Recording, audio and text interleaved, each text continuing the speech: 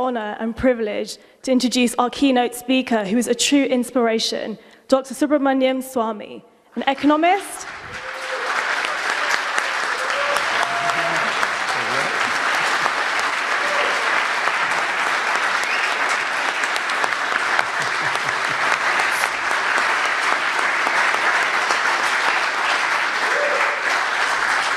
Before Dr. Subramanian Swamy speaks, we'll just give a bit of background. I'm sure he needs no introduction, but we'll give him one anyway.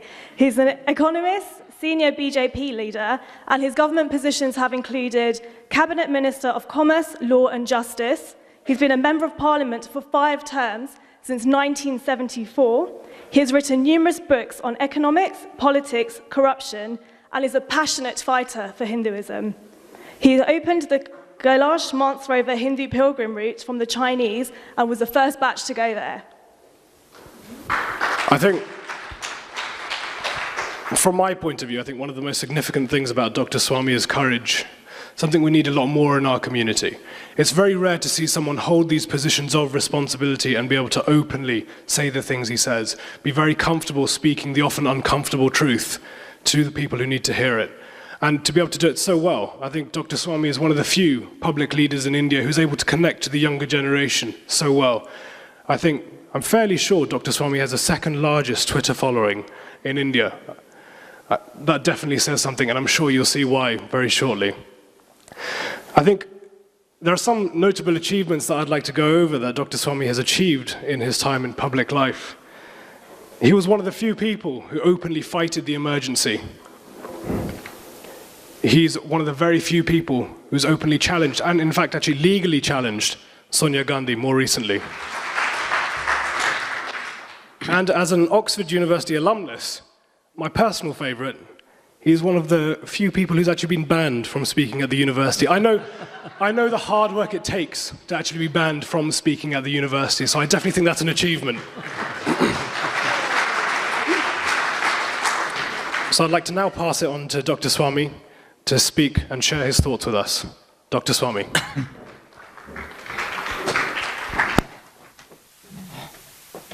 I think the speakers here, Dr. Conrad Els, Dr. Gautam Sen, and Rajiv Malhotra have covered a very wide ground. So I'll try to bring it into some sharp focus as to why we need to do something. Mark Twain had said that it is easier to mislead people than to convince them that they have been misled. And that applies to Hindus. It's very difficult to tell them that much the history you've learnt is wrong. The truth about our Indian subcontinent is, as portrayed in the history books, is wrong. So many aspects where we have accepted them as truth. It's very difficult to convince people that Varna is not birth-based. It's a degeneration, it's an ossification that has taken place over the last 1,000 years. That Varna was actually a decentralization of power, and it was not based on birth.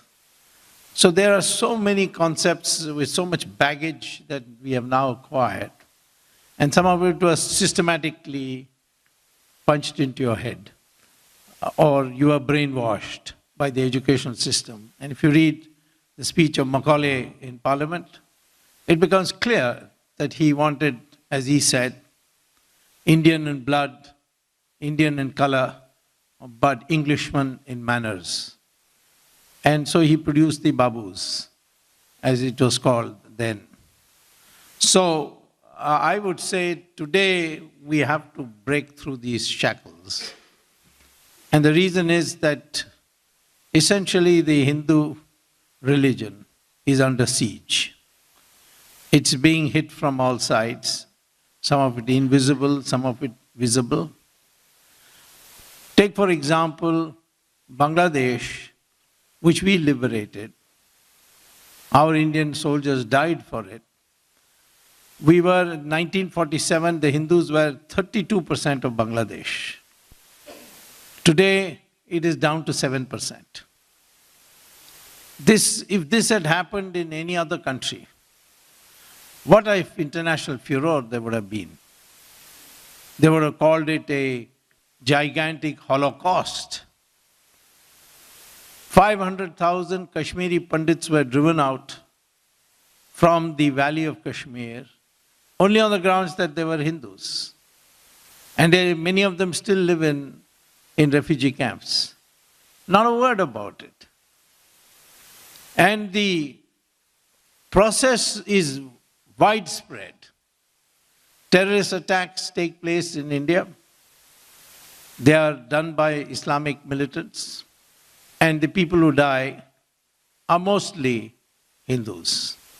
That is, the targeting is done that way. Somebody, some Muslim or a Christian may die by accident or he was in the crossfire.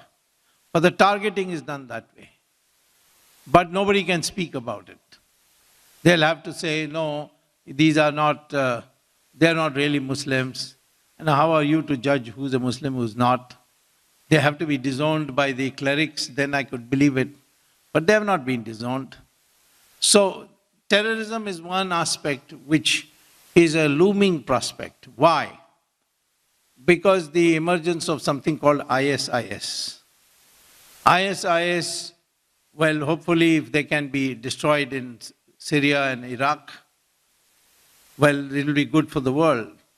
But I don't know, because it is spreading. ISIS units have come up in Pakistan. Pakistan has nuclear weapons. And if Pakistan is taken over, those nuclear weapons will be used. So, therefore, we have to prepare for that. And to prepare for that, we have to have a mindset, clear mindset, as to what we need to do. Then you have ourselves all in nagging doubts. You see, this nagging doubt seems to have come from the Mahabharata time. When Mahabharata was decided and the battlefield was also decided, Kurukshetra, the armies were all stationed on either side. And Arjuna suddenly develops cold feet and says, how can I kill my own brothers? And it took Lord Krishna to explain why it is his duty to fight and kill his brothers. So this is the concept of the confusion, which I call as the Arjuna disease. And most Hindus suffer from that. It takes a long time to persuade them that, listen, you are under threat. You have a moral obligation to fight that threat. Otherwise, you will be consumed in it. But we at the moment don't have that ability because of the media conspiracy against us and the political ideology which was foisted on India through the Nehru family. Then you can have situations where people will not know what they should do. For example, in Ramayana, Sita was kidnapped by Ravan and he put her in his aeroplane or chariot which flies and took her. And she went on screaming, Ram, Ram, Ram. And on the top of a hill, Hanuman and Sugriv and three other of his brethren were sitting and they were watching her, screaming away and going and throwing her bracelet and a ring and so on, so that she could leave some identification behind. And none of them were felt that they should go and do something about it. In fact, Hanuman could fly in those days. Of course, Hanuman could always fly. And he could have flown to it and rescued Sita there. But it didn't occur to him that this is his job, that this is his moral duty. It was later when he met Rama that he got convinced. And therefore, he became a different person. So same way today, there are so many things going wrong. But we don't think that, we're just spectators. Look at what is happening. And that is the core of the things that we need. Why should the Hindus unite today? Because all other major religions are united. We were a broad grouping and we allowed ourselves to be divided. Look at this division between Hindus and Sikhs. It's the most inexplicable split, because the Sikh community was founded and then it did the maximum any community can do for another community. Their great leader, Guru Tegh Bahadur, took on the mighty Aurangzeb, the cruel mighty Aurangzeb, and laid down his life for it, for refusing to agree to the conversion of his chelas. Similarly, Guru Gobind Singh, he was the one who ultimately defeated the Mughal army, along with the Assam dynasty of Ahom in the east. So the Mughals were boxed in, and thereafter they could not stand up, and ultimately they disappeared. So why should the Hindus and Sikhs be fighting? There are reasons for it. Of course there are reasons for it. But so what? We were one part of the same thing. We come from the same spring, the same river, or the same spring from which the river is flowing, the culture of India. So we must now make efforts to see how we can bring the groups which have been, in sync with Hinduism. Sikhism is a separate, independent religion. There's no question about it. It has its own codes, it has its own granth. But it is in synchronization. Its principles are very similar to ours, and therefore we have no conflict. The same thing, and of course their granth speaks so much about Rama and Krishna and Lord Shiva. There is that kind of nexus. Same thing with the Jains and the Buddhists. We should not allow these groupings, these religious groups to go away from us. And since we are the larger community, we have to take the necessary step. So, I think the first thing we have to do is to recognize the threats that we are facing. One is clearly terror, and we have to unite to fight this. And for fighting this, we'll have to retaliate. We can't just, every time there's an attack, say, no, maintain peace. These are riffraffs who have come. We have to take a hard line. Our government originally started by taking a hard line, but there have been some modification, maybe because of you. I don't know. Somebody explained, some people have got around to explain that the more sophisticated way of doing is to co-opt them, but that's not going to work. Mufti Saeed is never going to be with you, but let the experiment continue. No harm. Ultimately, Kashmir can't slip away from us because the army has got total control over it. And therefore, I'm not seeing that ultimate danger. But we see this, that in dealing with the difficulties that we face or the threats we face, we take a very soft approach. Take, for example, the cultural siege that we are in, which Rajiv Malhotra has written extensively, almost single-handedly on our own. We are under a deep cultural siege, where all kinds of things have been said which are not scientifically true. The Aryan-Dravidian theory, where is the foundation for it? Where is this scientific foundation for it? Even when it was invented, it was all surmises. Now the DNA shows that we are all the same people. There is no Aryan, there is no Dravidian.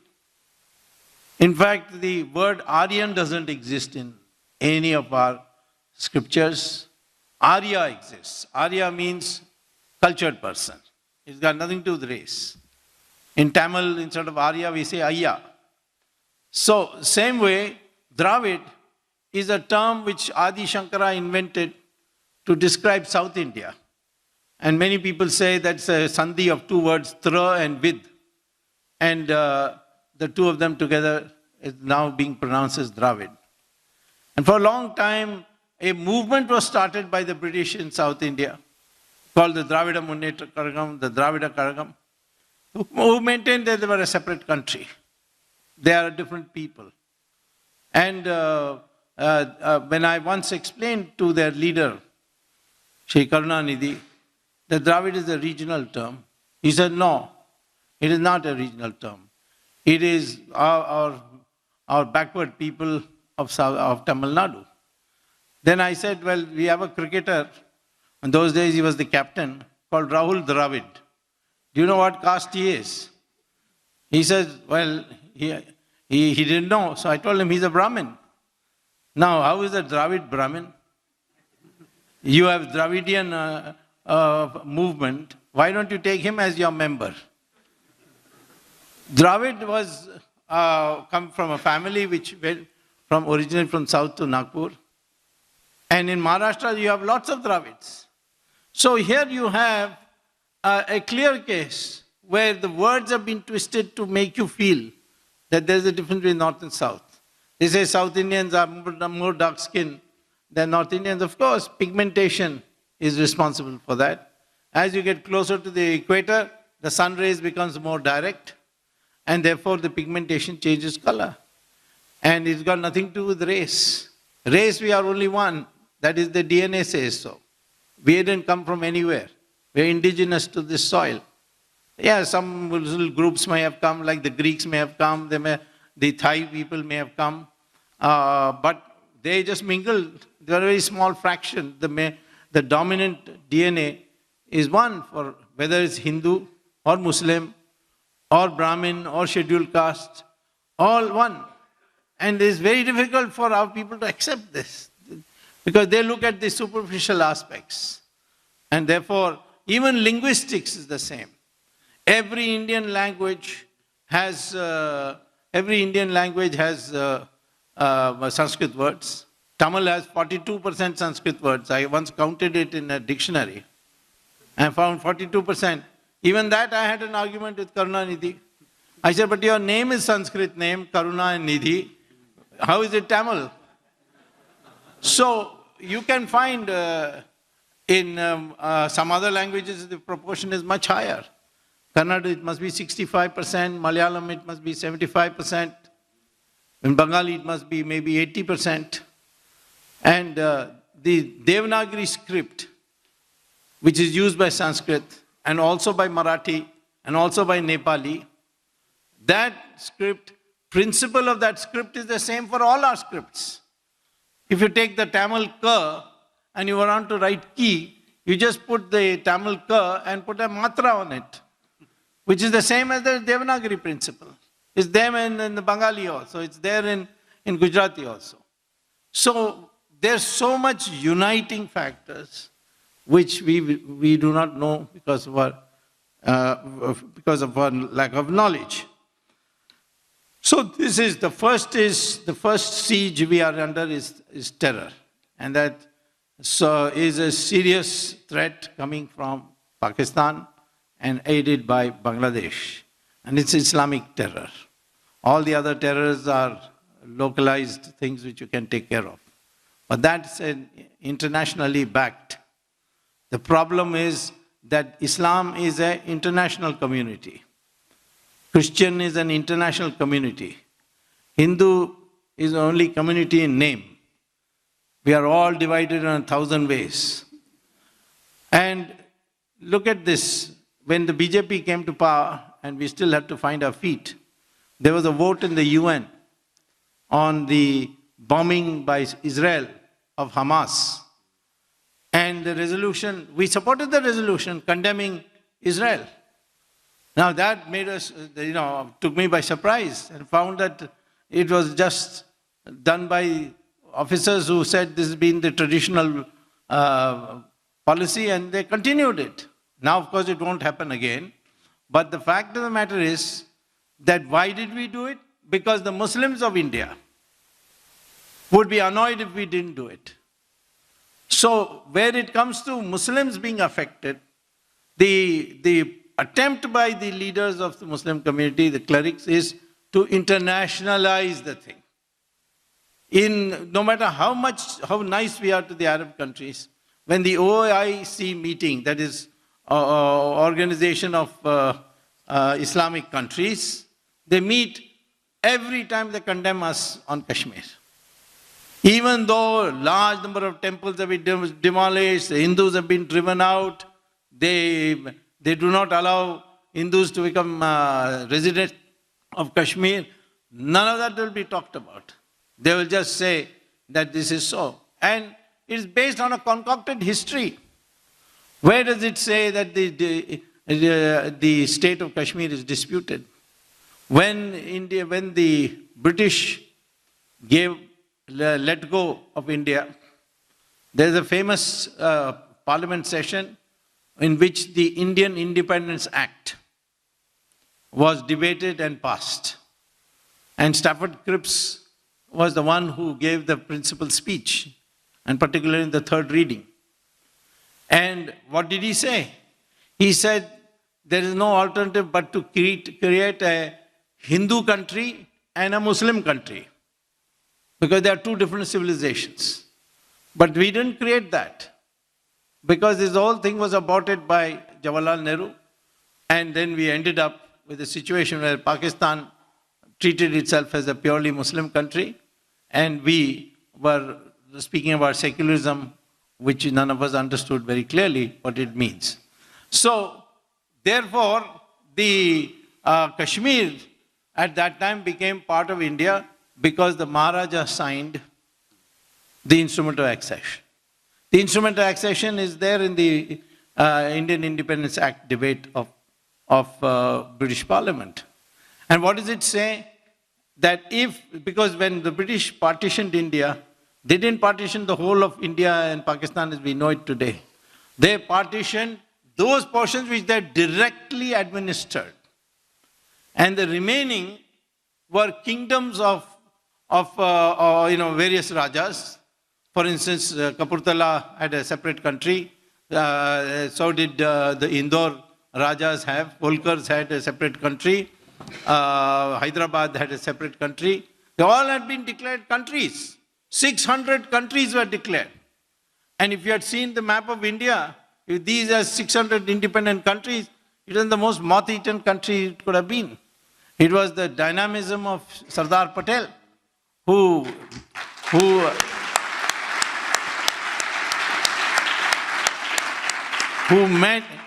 actually used the Sanskrit dictum, Samadama Bheda Danda. With some he argued, some he persuaded or bribed, then some he created divisions in them, and some he gave them a danda. So by this method, out of 600 independent countries, 500 were merged into India. Only 100 went to Pakistan. But the instrument of accession says that the king does not have to take the wishes of the people into account. No need for the king to take into account the wishes of the people or ascertain the wishes of the people. And once he signs, it is irrevocable. The merger cannot be reopened. So where is the question of wishes of the people of Kashmir? Even Jawaharlal Nehru did the foolish act of going to the UN.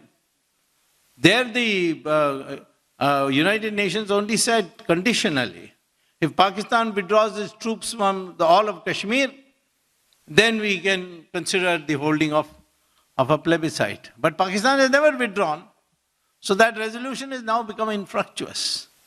And yet, you see, we are allowing ourselves to our country, and people talk loosely about Kashmir is a disputed area. We should sit together with Pakistan and settle this and not go to war. In the end, as Lord Krishna said sometimes, when he proposed that I should join a Council of Peace, you should say peace and war, because sometimes war is necessary. And we could have taken it in 1971. Pakistan had collapsed. But the pressure of the Soviets was so strong on Indira Gandhi that she abandoned this step. Otherwise, the original idea was that after the collapse of Bangladesh and the collapse of the generals, and 100,000 Pakistani soldiers came into our prison, they were totally demoralized. And at that time we could have done it. We'll get another chance, don't worry, because the Pakistan...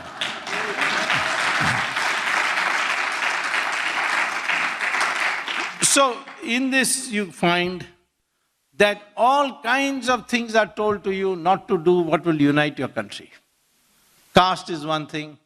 Caste is not birth-based. At least Varna is not birth-based. If Varna was birth-based, then Vishwamitra could not have been a Maharishi because you were born in a Kshatriya family. Same thing with Veda Vyasa. He could not have written the Mahabharata because he was considered a Maharishi and who wrote the Mahabharata. But his mother was a fisherwoman. Everybody knows his mother was a fisherwoman. Then Valmiki was born in a Dalit family. Similarly, Kalidasa was a Vanavasi. He was cutting branches of trees to make a living till there was a trick played, and when he was married to a princess, and that princess then educated him to become the greatest poet, and he became a Maharishi. And if Brahmins were not above the law, Ravan was a Brahmin, and he committed a wrong, so he had to be punished. And he was punished by a Kshatriya, namely Lord Rama. And the Brahmins don't say, look at this Kshatriya, he went and killed one of our Brahmins, we will not worship Rama. No Brahmin will say that. So this whole thing, this is one. Similarly, Sanskrit, what is the point? It's a dead language. What do you mean, what's the point? What's a dead language? NASA has just adopted for the most advanced area of computer science, namely artificial intelligence. Sanskrit is compulsory. Without that, you cannot study it. And in your England, there is a school called St. James School, which teaches Sanskrit because they say it generates vibrations by which the mental faculties get sharpened. So Sanskrit is being adopted by the rest of the world. But for India, it's an old language. Why are you wasting your time? So if you learn Sanskrit, then all the Indian languages come within your reach because the vocabulary is so close. So therefore, I would say to all Hindus, if you can't learn Sanskrit, make your children learn Sanskrit. Today, the online and DVDs, they are such that you can learn Sanskrit within a very short time. Now, we have another challenge, and that challenge is demographic. We are 80% Hindu. And our percentage is coming down, not very fast. I mean, these alarmists say that, we will not be a minority. Not for a long time. We have got enough time to rectify it. So it's a question of the proportion of Hindus coming down. Now, and the proportion of Muslims are going up. Christians are not going up, even after their heroic efforts and conversion. They are not able to make much dent. So the question is slowly that there in some time in the future, we would be in a situation where the Hindus will not be in a majority. Kerala, we are very close to losing the majority. We are 53% today. Now, what is wrong if Hindus are not in majority? Well, if you want democracy and you want secularism, then you better have Hindu majority, because Muslim majority, there will be no democracy, there will be no secularism. Tell me one Muslim country in the world which has democracy. People say Malaysia, go and see what's happening in Malaysia. That kind of democracy is like Ayub Khan's democracy, you see. Similarly, Turkey was once upon a time a genuine democracy, but see what has happened there, how things are going. Tunisia is practically collapsed. The only country which we can say is approximate to a democracy and a Muslim majority country is Indonesia. But Indonesia is practically Hinduized. Its currency has got Ganapati on it. I don't know whether you have seen this 10,000 rupiah note of the Indonesian. It has got Ganapati on it. So I met in one of the conferences the finance minister. I asked him, how did you put Ganapati there? He said, you see, in 1997, the currency was getting devalued very fast. You know that there was an Asian case. And everywhere, Japanese, everybody's currency was falling. So somebody said, if you put Ganapati's photo, it will stop. And we put and it stopped.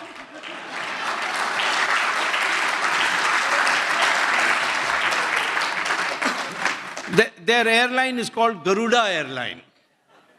And ours is called Air India. Most of the time, we have all adopted all these westernized names. And in Thailand, everywhere you see where the Hindu influence is there. And there's a very famous scholar, poet of China called Dr. Hu Shi. In 1936, Harvard invited him to the tricentennial year celebrations. Harvard was 300 years then.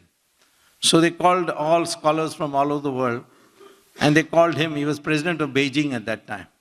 And they said, speak on any subject you want. And Harvard has reproduced that in the tricentennial volumes.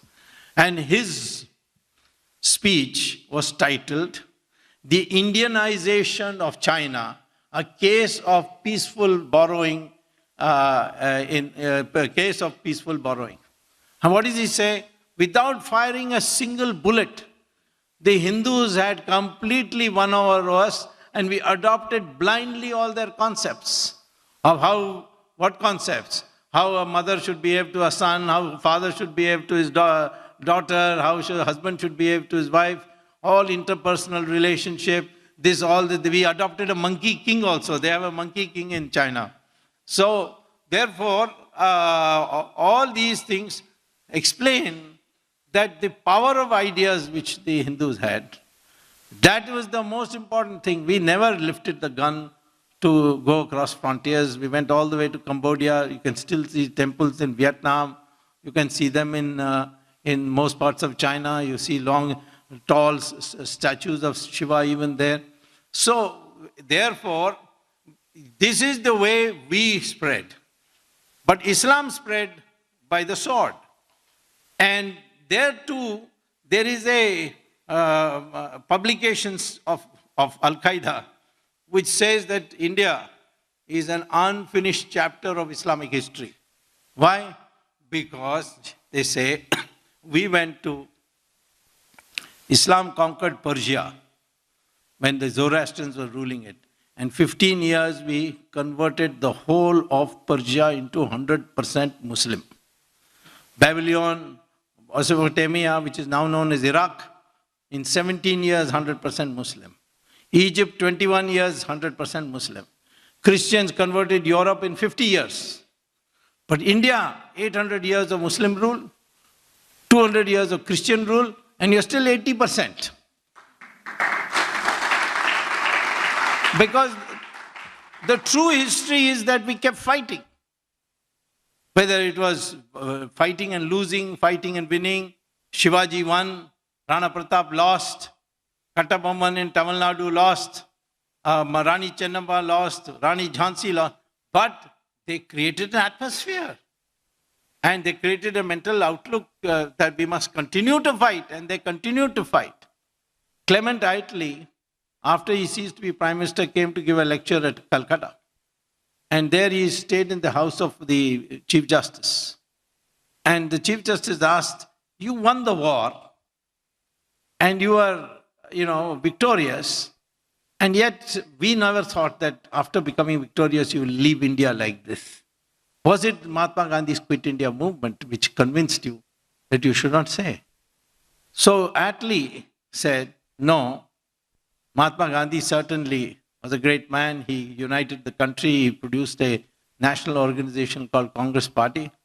But we never felt compelled to leave because of him. We had made a decision long years ago. The British had made a decision. The day we are no more confident that the army will listen to us, that day we'll pack up our bags and leave. And this is confirmed by a very ancient book of 1757, which I got by chance, where there was a David Collins or something like that, who writes as a witness of Robert Clive coming to Murshidabad after winning the Battle of Plassey. And he says 5 lakh people assembled on either side of the road. And they were throwing rose petals to welcome Robert Clive. And he says, this is an extraordinary sight. Supposing these people, instead of throwing rose petals, had picked up a stone and thrown at Robert Clive, what would have happened to Robert Clive? The day that happens, British must pack up their bags and leave. This is in writing. And that's exactly what Attlee said, that when the INA came back, it infected the armed forces. Their patriotism and their stories of valor made the Navy mutiny. And they rose in strength. That is the power of India. The day we unite, I'm telling you, the world will completely change. The whole focus will change, it'll give up. But I can tell you the experience is that for that, the Hindus must remain in majority, an overwhelming majority. Otherwise, you will not be able to confront the forces which are against you today. The answer is not asking women to produce 20 babies. That's crazy. Women have a right to decide how many babies they want, even if they want 0, that is their right.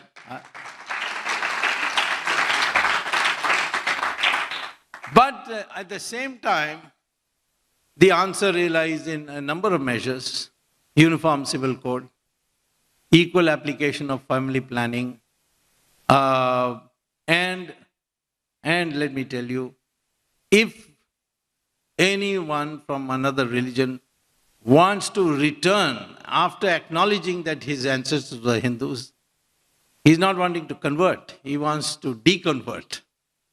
We should make arrangements for them to return back to the Hindu fold.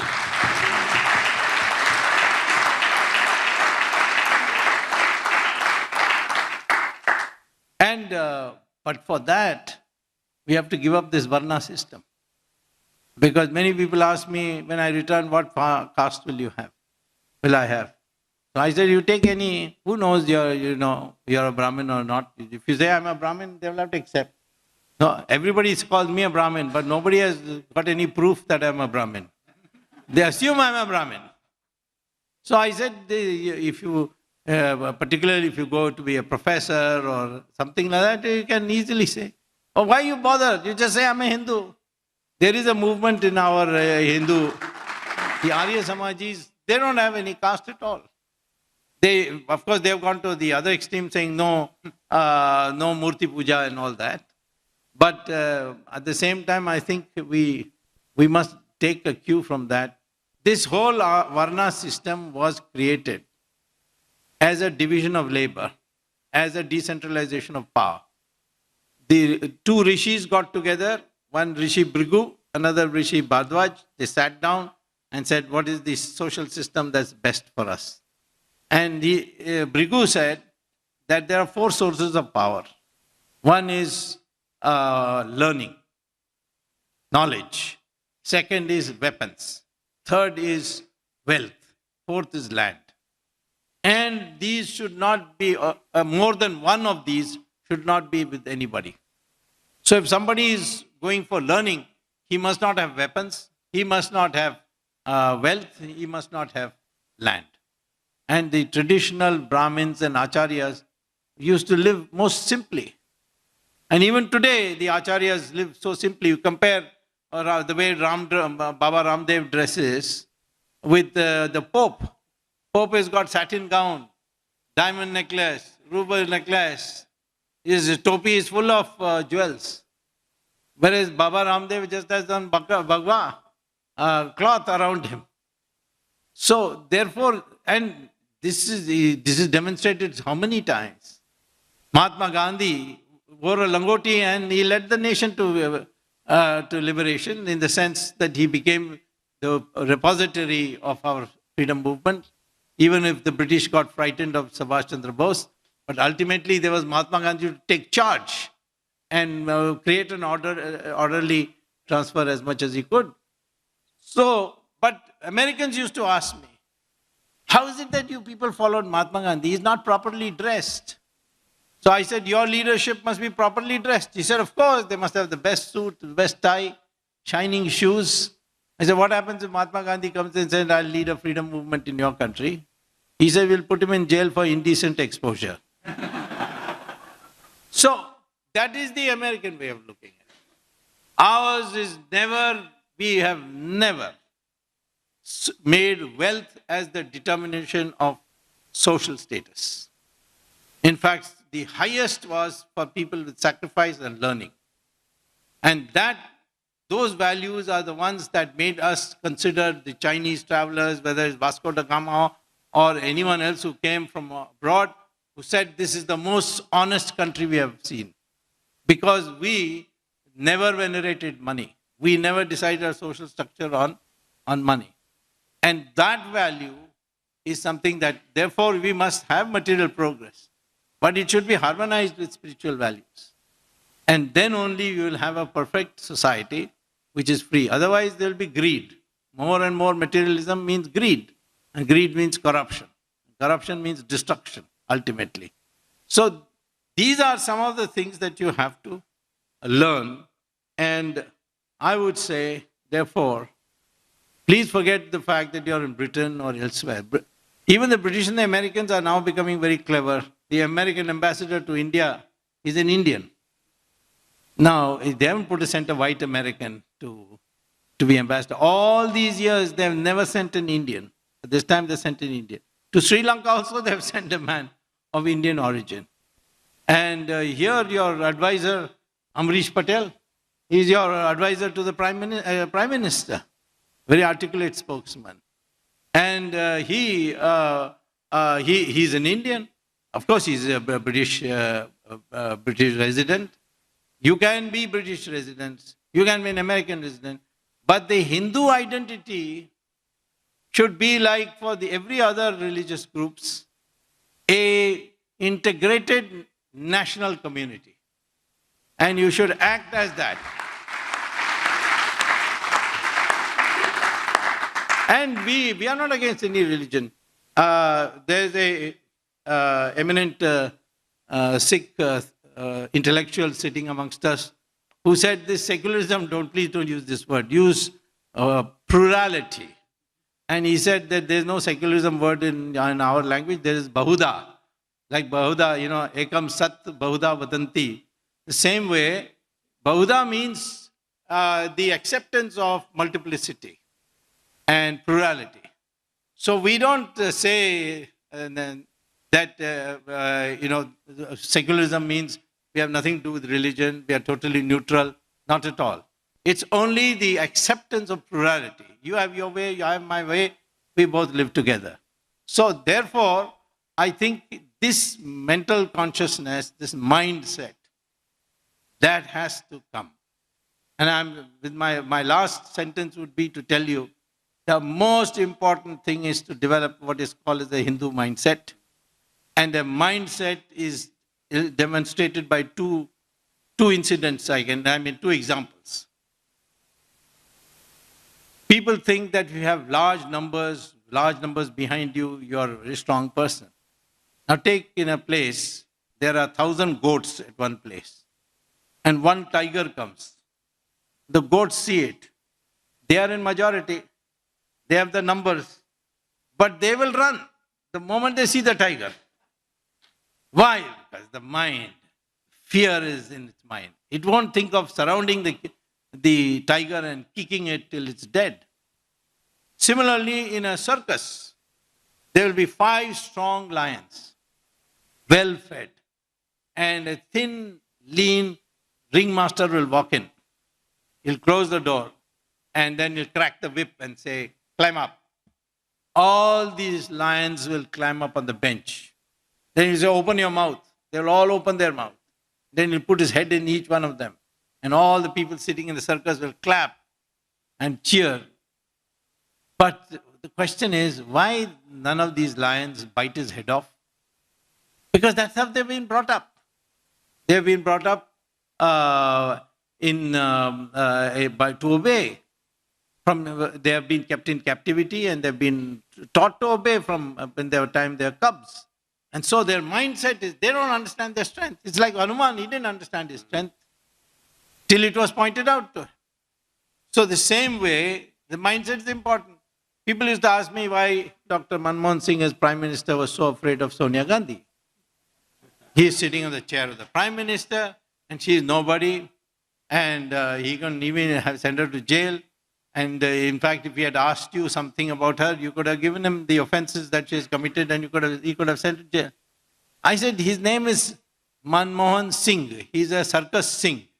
Singh is the name, Sanskrit name for a lion, you see. And he immediately knows only one thing, how to obey. That was his nature. And he obeyed her. And I used to ask him also, why are you doing this? He said, no, you see, that is the way I'm built. I'm not like you. Not everybody can be like you. This is what he himself told me. So I think, therefore, you must have what I call is the Virat Mansha. That is the Virat mindset. And that means that you have your self-confidence. You do not listen to all this junk bunk that is being given to you. And you will resolve to defend any attack on the Hindu society. And wherever it is, for which you must organize.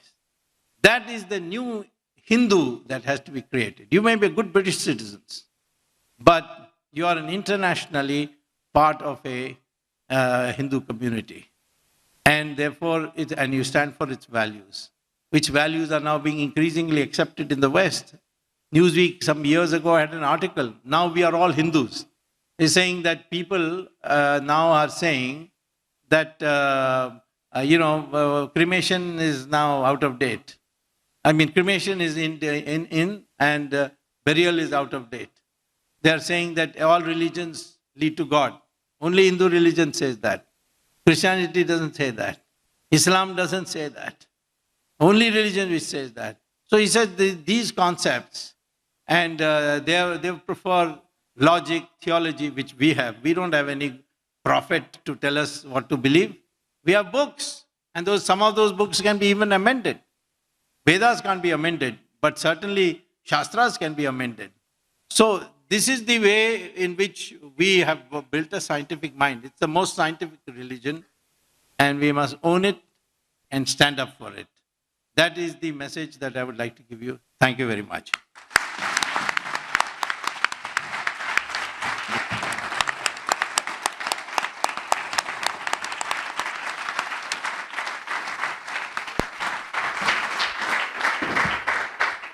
Dr. Subramanian Swamy, thank you very much for your pearls of wisdom. We're honoured and humbled to have you here today speaking to us. And thank you for reminding us all that we are Hindus, and it's our duty to stick together, unite, and to defend our religion. Thank you very much. Another round of applause for Dr. Subramanian Swamy.